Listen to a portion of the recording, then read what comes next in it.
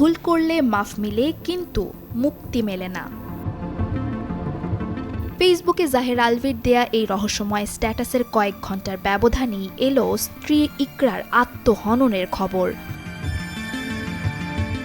মৃত্যুর কয়েক ঘন্টা আগে স্বামীর স্ট্যাটাসটির কমেন্টে ইকরা লিখেছিলেন, ভুল করলে মাফও মেলে না, মুক্তিও মেলে না, ভুল স্বীকার করতে পারলা, আমিন, আমার আমিকে মুক্তি করে দিলাম।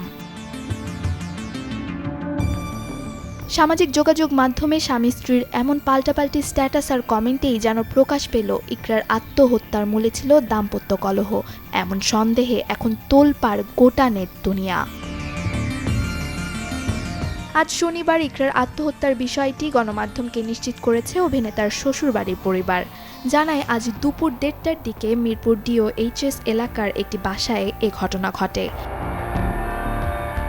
বর্তমানে অভিনেতা আলভি ঈদের একটি নাটকের জন্য নেপালে অবস্থান করছেন। স্ত্রীর আত্মহত্যার বিষয়ে গণমাধ্যমকে এখনই কোনো সংবাদ সম্প্রচার না করার অনুরোধ জানিয়েছেন অভিনেতা। সেই সাথে পুরনো স্ট্যাটাসগুলো সরিয়ে ফেলেছেন ফেসবুক ওয়াল থেকে। 2010 সালের 9 নভেম্বর ভালোবেসে স্ত্রী ইকরাকে বিয়ে করেছিলেন আলভি। রিজিক নামে একটি পুত্র সন্তান রয়েছে তাদের সংসারে।